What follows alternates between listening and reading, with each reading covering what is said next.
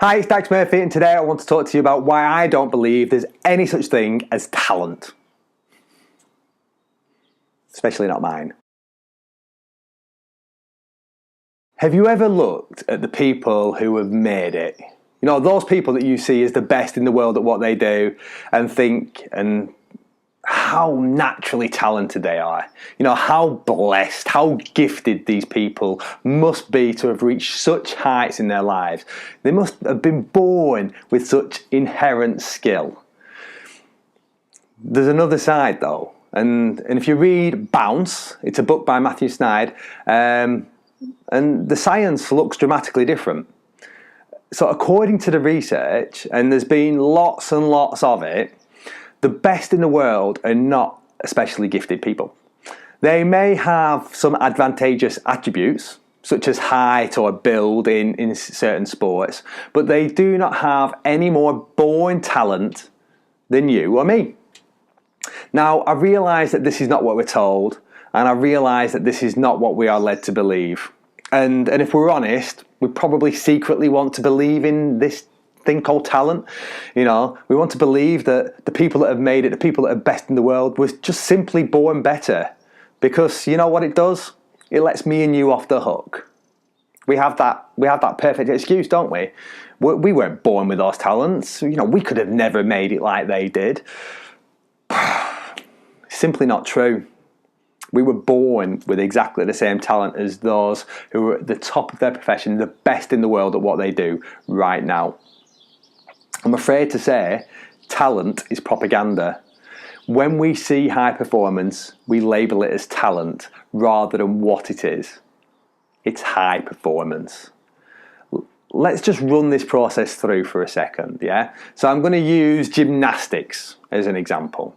So if we picked a total novice off the street today and we asked them to perform a gymnastic display for us, and we measured their performance, and then what we did, we measured that performance, we got the results, then we got that novice to then get them to practice every single day for 3 hours a day. And while they were practicing, they practiced with other gymnasts who were slightly above their performance level and their ability level. And not only that, they received coaching from a gymnastic world-renowned coach. And we did that for an entire year. I think you and I will both agree that it'd be fair to say that novice that we took from the street will be dramatically better in a year's time. In fact, with that level of dedication for a whole year, they'll probably be pretty damn good.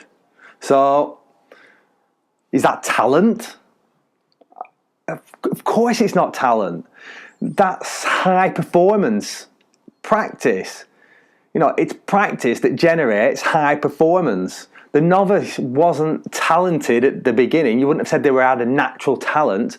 And over that year, they just had 1,095 hours worth of practice. They had 91 12-hour days practicing a level just above where they were capable. So there's three elements to high performance practice, and if you put them into play, you will get better results. You will achieve your goals. You will become the best in the world. Let's talk about the best in the world. So are they naturally gifted? Are they naturally talented, or have they just applied high performance practice into their lives? So what I'd like you to do, if you've got the time and you're interested, is look into it. But I'm going to share 3 examples, because there is not one world-class performer in any aspect of life that hasn't applied the 3 elements of high performance practice to their lives. So let's have a look at David Beckham. So David Beckham is the soccer player, football player who played for England, captain England, exceptional. At 7 years of age, he was told he was below average for his age at football. So he practiced football kick-ups with his dad in the garden for the next 5 years. And he did it every single day for 3 hours. And he went from 2 kick-ups to 2,000 kick-ups in 10 minutes. Was that talent or practice? And then once he'd done his kick-ups for 2,000, he started on free kicks, and he was practicing with the best in the world. The rest is history. Or Hilary Hahn. She is the world-renowned best violinist of all time. And she started practicing when she was 4 years old. 4 years old. And then she went to music school when she was 4.5, where she practiced and practiced for 8-9 hours a day. And at 11 years of age, she made her debut in an orchestra. So she was classed as one of the best ever, the most talented violinists ever.